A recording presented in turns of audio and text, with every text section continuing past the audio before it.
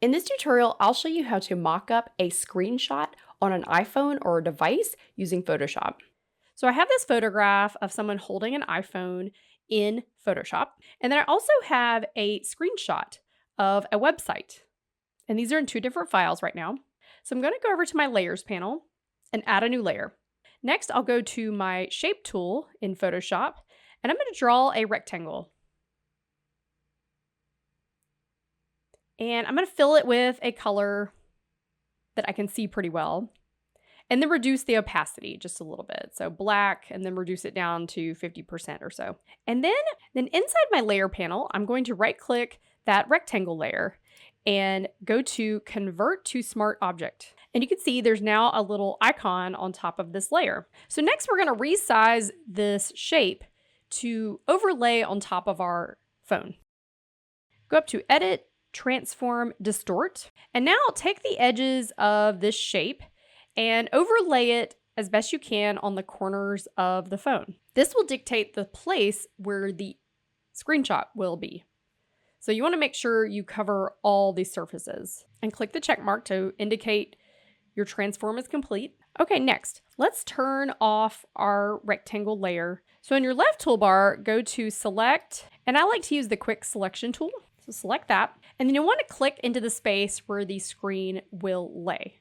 And it should do a pretty good job of selecting the whole screen and excluding anything that's not part of the screen. And there's an option up in the top bar to enhance the edge. So this will just give it a really soft, clean edge to our screen space. Okay, now that we have our screen selected, let's turn on our rectangle layer once again. And we are now going to create a mask of our selection onto that rectangle. So in the bottom of the layers panel, so with the rectangle layer selected, click the layer mask icon on the bottom of the screen. And this will create a mask of our exact screen on that rectangle layer. You can turn it on and off just to see the before and after. Okay, now the fun part.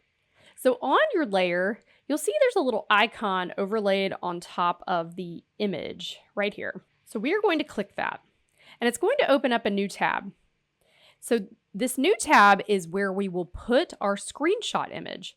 So I'm going to go to my layer with the screenshot, and I'm just going to use my selection tool and click and drag this screenshot onto that rectangle tab. And it's not fitting perfectly.